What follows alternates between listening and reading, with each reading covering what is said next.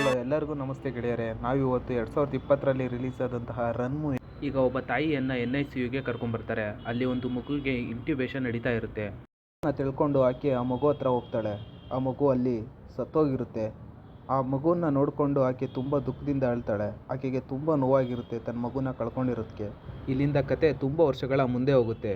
ಅಲ್ಲಿ ಒಂದು ಹುಡುಗಿ ತುಂಬ ಕಾಯಿಲೆಗಳಿಂದ ನರಳುತ್ತಿರ್ತಾಳೆ. ಆಕೆ ಕಾಲು ಪ್ಯಾರಲೈಸ್ ಆಗಿರುತ್ತೆ. ಆಕೆ ಓಡಾಡೋದಕ್ಕೆ ಸ್ಟ್ರೆಚರ್ನೇ ಬಳಸ್ತಿರ್ತಾಳೆ. ಇಷ್ಟೆಲ್ಲ ಕಾಯಿಲೆ ಇದ್ರೂ ಕೂಡ ಆಕೆಗೆ ಒಂದು ಯೂನಿವರ್ಸಿಟಿಲಿ ಓದಬೇಕು ಅಂತ ಇಷ್ಟ ಇರುತ್ತೆ. ಆ ಯೂನಿವರ್ಸಿಟಿಗೆ ಆಕೆ ಅಪ್ಲೈ ಮಾಡ್ತಾಳೆ.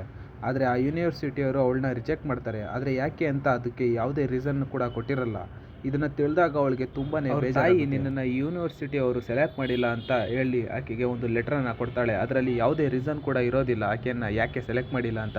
ಇದನ್ನು ಕೇಳಿ ಆಕೆಗೆ ತುಂಬಾ ಬೇಜಾರಾಗುತ್ತೆ. ದಿನನಿತ್ಯದಂತೆ ಆಕೆ ತಾಯಿ ಅವನಿಗೆ ಮಾತ್ರೆಗಳನ್ನ ಕೊಟ್ಟು ಹೋಗ್ತಾಳೆ. ಆದರೆ ಒಂದು ದಿವಸ ಬಂದಿರೋ ಬಾಕ್ಸಲ್ಲಿ ಆಕೆ ಏನನ್ನು ನೋಡ್ತಾಳೆ, ಅದೇನೆಂದರೆ ಒಂದು ಮಾತ್ರೆಯ ಡಬ್ಬಿ. ಆ ಮಾತ್ರೆಯ ಡಬ್ಬಿಯಲ್ಲಿ ಕೆಲವು ಮಾತ್ರೆಗಳಿರ್ತವೆ. ಅವಳಿಗೆ ಗೊತ್ತಾಗುತ್ತೆ ಇದೇ ಮಾತ್ರೆಗಳನ್ನ ಅವ್ರ ತಾಯಿ ಡೈಲಿ ಆಕೆಗೆ ಕೊಡ್ತಾ ಇರ್ತಾರೆ. ಇದು ಯಾವ ಮಾತ್ರೆ ಅಂತ ಅವಳು ತಿಳ್ಕೊಳ್ಳೋಕ್ಕೆ ಯೋಚನೆ ಮಾಡ್ತಾಳೆ. ಯಾಕಂದರೆ ಆ ಮಾತ್ರೆಯನ್ನು ಆಕೆಯ ತಾಯಿ ಹೆಸರಲ್ಲಿ ತರಿಸಿರ್ತಾರೆ. ಅದನ್ನು ನಮ್ಮ ತಾಯಿ ಆಕೆಯ ಹೆಸರಲ್ಲಿ ತರಿಸಿ ನನಗೆ ಯಾಕೆ ಕೊಡ್ತಿದ್ದಾರೆ ಅನ್ನೋ ಡೌಟ್ ಅವಳಿಗಿರುತ್ತೆ. ಆಕೆ ಆ ಮಾತ್ರೆ ಬಗ್ಗೆ ತಿಳ್ಕೊಳ್ಳೋಕ್ಕೆ ಹೆಚ್ಚು ಇಂಟ್ರೆಸ್ಟನ್ನು ತೋರಿಸ್ತಾಳೆ. ಆವಾಗ ಒಂದು ದಿವಸ ಕುಳಿತಿದ್ದಾಗ ಆಕೆ ಆ ಮಾತ್ರೆಯ ಡಬ್ಬವನ್ನು ತಗೊಂಡು ಅದು ಯಾವ ಮಾತ್ರೆ ಇರ್ಬೋದು ಅಂತ ನೋಡೋಕ್ಕೆ ಚೆಕ್ ಮಾಡ್ತಾಳೆ. ಆವಾಗ ಅವಳಿಗೆ ಗೊತ್ತಾಗುತ್ತೆ ಅದರ ಮೇಲೆ, ಯಾಕಂದರೆ ಹಳೆಯ ಲೇಬಲ್ ಮೇಲೆ ಬೇರೆ ಯಾವುದೋ ಲೇಬಲ್ನ ಅಂಟಿಸಿ ಆಕೆಯ ತಾಯಿ ಡೈಲಿ ಆಕೆಗೆ ಮಾತ್ರೆಯನ್ನು ಕೊಡಿಸ್ತಾ ಇರ್ತಾಳೆ. ಆವಾಗ ಅವಳಿಗೆ ಅದರ ಬಗ್ಗೆ ತಿಳ್ಕೊಳ್ಳೋದಕ್ಕೆ ತುಂಬಾ ಕ್ಯೂರಿಯಾಸಿಟಿ ಜಾಸ್ತಿ ಆಗುತ್ತೆ. ಆಕೆ ಅದರ ಕೆಮಿಕಲ್ ಕಾಂಪೋನೆಂಟ್ನ ಇಂಟರ್ನೆಟ್ಟಲ್ಲಿ ಹೊಡೆದು ಅದನ್ನು ಯಾವುದಕ್ಕಾಗಿ ಯೂಸ್ ಮಾಡ್ತಾರೆ ಅಂತ ತಿಳ್ಕೊಳ್ಳೋಕ್ಕೋಸ್ಕರ ನೋಡಿದಾಗ ಆಕೆ ಅದನ್ನು ನೋಡೋಕ್ಕಾಗಲ್ಲ. ಯಾಕಂದರೆ ಆಕೆಯ ತಾಯಿ ಅದನ್ನು ಅಬ್ಸರ್ವ್ ಮಾಡಿ ಇಂಟರ್ನೆಟನ್ನು ಕಟ್ ಮಾಡಿರ್ತಾಳೆ. ಸೊ ಈಕೆ ಅದ್ರ ಬಗ್ಗೆ ತುಂಬ ಕ್ಯೂರಿಯಸ್ ಆಗಿ ಆಕೆ ತಾಯಿ ಗಾರ್ಡನಲ್ಲಿ ನೀರು ಹಾಕಿರೋ ಸಮಯವನ್ನು ನೋಡಿಕೊಂಡು ಯಾವುದೋ ಒಂದು ಅನ್ನೋನ್ ನಂಬರ್ಗೆ ಕಾಲ್ ಮಾಡ್ತಾಳೆ. ಆ ನಂಬರ್ಗೆ ಕಾಲ್ ಮಾಡಿ ಪ್ಲೀಸ್ ನನಗೆ ಹೇಳ್ತಾಳೆ. ಆ ಫಾರ್ಮುಲಾವನ್ನು ಹೇಳಿದಾಗ ಅವರು ಹೇಳ್ತಾರೆ ಇದು ಒಂದು ಪ್ಯಾರಲೈಸ್ ಆಗೋದಕ್ಕೆ ಕೊಡೋದು ಅಂತ. ಇದನ್ನು ಕೇಳಿ ಆಕೆಗೆ ತುಂಬಾ ಶಾಕ್ ಆಗುತ್ತೆ. ಯಾಕಂದರೆ ಆಕೆಯ ತಾಯಿ ಆಕೆಗೆ ತುಂಬ ವರ್ಷಗಳಿಂದ ಅದೇ ಮಾತ್ರೆಯನ್ನು ಕೊಡ್ತಾ ಇರ್ತಾಳೆ. ಇದನ್ನು ಪ್ಯಾರಲೈಸ್ ಆಗಿರೋದಕ್ಕೆ ಕೊಡ್ತಾಳೆ ಅಂತ ಆಕೆ ತಿಳ್ಕೊಂಡಿರ್ತಾಳೆ. ಆದರೆ ಈ ಮಾತ್ರೆಯಿಂದನೇ ತನಗೆ ಪ್ಯಾರಲೈಸ್ ಆಗಿದೆ ಅಂತ ತಿಳ್ಕೊಂಡು ಅವಳಿಗೆ ತುಂಬಾ ಕೋಪ ಮತ್ತು ದುಃಖ ಆಗುತ್ತೆ. ಇದ್ರ ಬಗ್ಗೆ ತುಂಬಾ ಯೋಚನೆ ಮಾಡ್ತಿರ್ತಾಳೆ. ನೈಟ್ ಡಿನ್ನರ್ ಟೈಮ್ನಲ್ಲಿ ಒಳ್ಳೆ ಸಮಯ ಅಂತ ಆಕೆ ತಾಯಿಗೆ, ಅಯ್ಯೋ ನಾವು ತುಂಬ ದಿನ ಆಯಿತು ಹೊರಗಡೆ ಹೋಗಿ, ನಾವು ನಾಳೆ ಹೊರಗಡೆ ಹೋಗೋಣ, ಮೂವಿಗೆ ಹೋಗೋಣ ಅಂತ ಆಕೆ ತಾಯಿಗೆ ಕೇಳ್ತಾಳೆ. ಇದೇ ಸಮಯನ ನೋಡಿ ಆಕೆ ತುಂಬ ಮಾತ್ರೆಯನ್ನು ತಗೊಂಡು ಮೂವಿ ಥಿಯೇಟ್ರಿಗೆ ಹೋಗ್ತಾರೆ. ಮೂವಿನ ನೋಡ್ತಾ ಇರಬೇಕಾದ್ರೆ ಆಕೆ ನಾನು ವಾಶ್ರೂಮ್ಗೆ ಹೋಗಬೇಕು ಅಂತ ಹೇಳಿ ಮಾತ್ರೆಗಳ ಜೊತೆ ಮೂವಿಯ ಥಿಯೇಟ್ರಿಂದ ಆಚೆ ಬರ್ತಾಳೆ. ನಿಯರ್ ಫಾರ್ಮಸಿಗೆ ಹೋಗಿ ಆ ಫಾರ್ಮಸಿ ಅವ್ರ ಹತ್ರ ಆ ಮಾತ್ರೆಯ ಬಗ್ಗೆ ಕೇಳ್ತಾಳೆ. ಆ ಮಾತ್ರೆ ಬಗ್ಗೆ ಅವರು ಹೇಳೋದಕ್ಕೆ ಮೊದಲು ಇಲ್ಲ ಅಂತಾರೆ. ಯಾಕಂದರೆ ಆ ಮಾತ್ರೆಗಳನ್ನ ಆಕೆಯ ತಾಯಿಯ ಹೆಸರಲ್ಲಿ ತೊಗೊಂಡಿರ್ತಾರೆ. ಆದರೆ ಆಕೆ ತುಂಬ ಫೋರ್ಸ್ ಮಾಡೋದ್ರಿಂದ ಆಕೆ ಆ ಮಾತ್ರೆಯನ್ನು ನೋಡಿ ಅದನ್ನು ಇಂಟರ್ನೆಟ್ಟಲ್ಲಿ ಸರ್ಚ್ ಮಾಡಿದಾಗ ಆಕೆಗೆ ಗೊತ್ತಾಗೋದೇನೆಂದರೆ ಈ ಮಾತ್ರೆಗಳನ್ನ ಮನುಷ್ಯರ ಮೇಲೆ ಯೂಸೇ ಮಾಡಬಾರ್ದು ಅಂತ. ಆಕೆ ಶಾಕ್ ಆಗ್ತಾಳೆ. ಯಾಕಂದರೆ ಈ ಮಾತ್ರೆಗಳನ್ನ ನಾಯಿಗಳ ಮೇಲೆ ಯೂಸ್ ಮಾಡಬೇಕು ಅಂತ ಫಾರ್ಮಸಿಯವರು ಹೇಳ್ತಾರೆ. ಇವುಗಳನ್ನ ನಾಯಿಗೋಸ್ಕರ ಯೂಸ್ ಮಾಡ್ತಾರೆ, ಇವನ್ನ ಮನುಷ್ಯ ಯೂಸ್ ಮಾಡಲ್ಲ ಅಂತ ಆಕೆಗೆ ಗೊತ್ತಾಗುತ್ತೆ. ಅವಳಿಗೆ ತುಂಬ ಬೇಜಾರಾಗುತ್ತೆ. ಈಕೆಗೆ ಆ ಮಾತ್ರೆಯ ಬಗ್ಗೆ ಕೇಳಿ ತುಂಬಾ ಶಾಕ್ ಆಗುತ್ತೆ. ಆಕೆ ತುಂಬ ಅಗ್ರೆಸಿವ್ ಆಗಿ ಮಾತಾಡೋದಕ್ಕೆ ಸ್ಟಾರ್ಟ್ ಮಾಡ್ತಾಳೆ. ಆ ಟೈಮ್ಗೆ ಆಕೆಯ ತಾಯಿ ಅವಳನ್ನ ಹುಡಿಕೊಂಡು ಅಲ್ಲಿಗೆ ಬಂದಿರ್ತಾಳೆ. ಆಕೆಯನ್ನು ನೋಡಿ ಆಕೆ ಹತ್ರ ಬಂದು ಆಕೆ ಜ್ಞಾನ ತಪ್ಪೋ ರೀತಿ ಒಂದು ಇಂಜೆಕ್ಷನ್ನ ಕೊಟ್ಟು ಆಕೆಯನ್ನು ಮನೆಗೆ ಕರ್ಕೊಂಬಂದು ಒಂದು ರೂಮಲ್ಲಿ ಕೂಡ ಹಾಕಿ ನೆಟ್ಟಲ್ಲಿ ಯಾವ ರೀತಿ ಒಬ್ಬರಿಗೆ ನ್ಯೂರೋಟಾಕ್ಸಿಕ್ಸ್ನ ಮನೆಯಲ್ಲೇ ತಯಾರು ಮಾಡೋದು ಅಂತ ಸರ್ಚ್ ಮಾಡಿ ಅದನ್ನು ಪ್ರಿಪೇರ್ ಮಾಡೋಕ್ಕೆ ಸ್ಟಾರ್ಟ್ ಮಾಡ್ತಾಳೆ. ಆಕೆ ಹೊರಗಡೆ ಬರೋದಕ್ಕೆ ಆಕೆ ಮಗಳು ನೋಡಿದಾಗ ಅಲ್ಲಿ ರೂಮ್ ಎಲ್ಲ ಕ್ಲೋಸ್ ಆಗಿರುತ್ತೆ. ಆಕೆ ತನ್ನ ವಿಂಡೋ ಮೂಲಕ ಹೊರಗಡೆ ಬಂದು ಡೋರನ್ನು ಓಪನ್ ಮಾಡೋಕ್ಕೆ ಆಕೆ ಪ್ಲ್ಯಾನ್ ಮಾಡ್ತಾಳೆ. ಒಂದು ಗ್ಲಾಸ್ನ ನೀರನ್ನು ಆಕೆ ಕುಡಿದು ಒಂದು ಹೀಟ್ರನ್ನ ತಗೊಂಡು ಪಕ್ಕದ ರೂಮದ ಕಿಟಕಿ ಹತ್ರ ಹೋಗ್ತಾಳೆ. ಆ ಕಿಟಕಿಗೆ ಆ ಕಿಟಕಿಯ ಗ್ಲಾಸನ್ನು ಹೀಟ್ ಮಾಡಿ ಅದ್ರ ಮೇಲೆ ಕೋಲ್ಡ್ ವಾಟರ್ನ ಹಾಕಿ ಆ ಕಿಟಕಿಯ ಗ್ಲಾಸನ್ನು ಹೊಡೆದು ಅದ್ರ ಮೂಲಕ ಆ ರೂಮಿಗೆ ಆಕೆ ಎಂಟರ್ ಆಗ್ತಾಳೆ. ಆ ರೂಮಿಗೆ ಎಂಟರ್ ಆಗಿ ಅದ ನಂತರ ಆಕೆ ರೂಮಿನ ಕೀಯನ್ನು ತೆಗೆದು ಉಸಿರಾಟದ ತೊಂದರೆನ ಕಡಿಮೆ ಮಾಡ್ಕೋತಾಳೆ. ಕೆಳಗೆ ಹೋಗೋಕ್ಕೆ ನೋಡಿದಾಗ ಅದು ವರ್ಕ್ ಆಗ್ತಾ ಇರಲ್ಲ.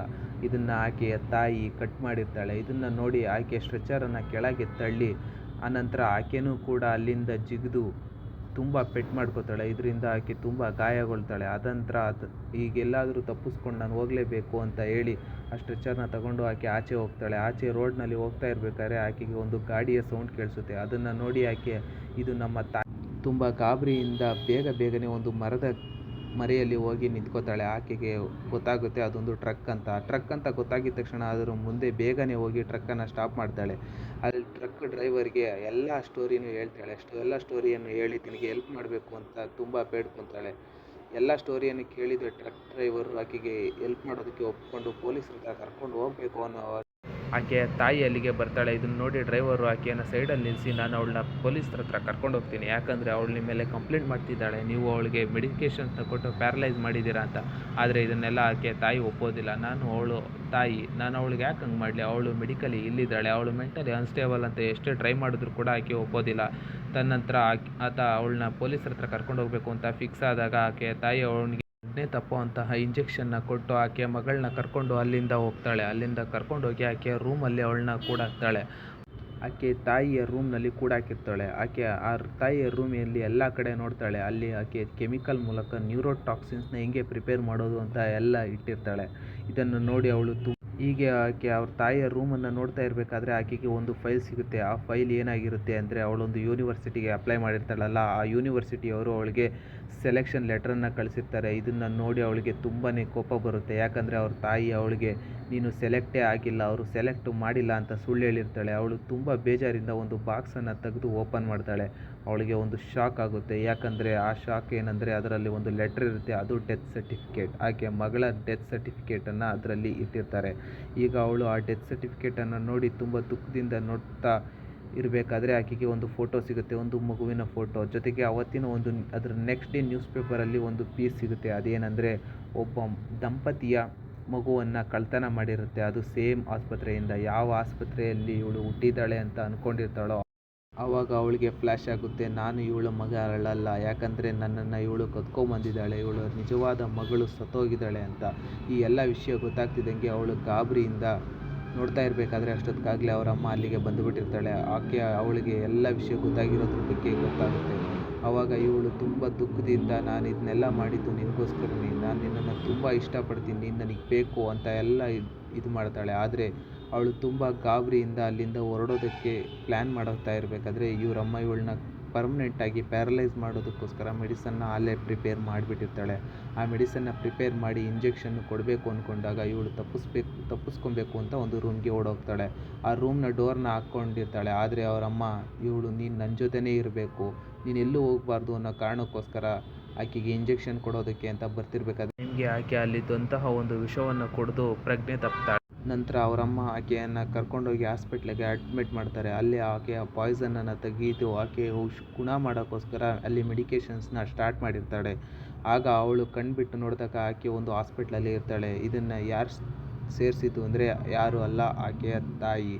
ಆಕೆಯ ತಾಯಿಗೆ ಅವಳನ್ನ ಉಳಿಸ್ಕೊಬೇಕು, ಅವಳು ನನ್ನ ಜೊತೆನೇ ಇರಬೇಕು, ಅವಳು ಯಾವತ್ತಾದರೂ ಓಡೋಗ್ಬಿಡ್ತಾಳೆ ಅನ್ನೋ ಕಾರಣಕ್ಕೋಸ್ಕರನೇ ಆಕೆಗೆ ಪ್ಯಾರಲೈಸಿಂಗ್ ಇದನ್ನ ಕೊಟ್ಟಿರ್ತಾಳೆ. ಆಕೆ ಒಂದು ಸನ್ನೆ ಮಾಡಿ ನರ್ಸ್ ಹತ್ರ ಒಂದು ಪೆನ್ನು ಮತ್ತು ಒಂದು ಪೇಪರನ್ನು ಇಸ್ಕೊತಾಳೆ. ಅದ್ರ ಮೇಲೆ ಆಕೆ ಏನನ್ನು ಬರೆಯೋಕ್ಕೆ ಹೋಗ್ಬೇಕಾದ್ರೆ ಆಕೆ ತಾಯಿ ಇದನ್ನು ನೋಡಿ ಅಲ್ಲಿ ಎಮರ್ಜೆನ್ಸಿ ಬಟನನ್ನು ಅದುಮ್ತಾಳೆ. ಇದರಿಂದ ಹಾಸ್ಪಿಟಲ್ ಸ್ಟಾಫ್ ಎಲ್ಲ ಬೇರೆ ಕಡೆ ಹೋದಾಗ ಆಕೆಯ ಮಗಳನ್ನ ಕರ್ಕೊಂಡು ಅಲ್ಲಿಂದ ಹುಡುಗೋಕ್ಕೆ ಟ್ರೈ ಮಾಡ್ತಾಳೆ.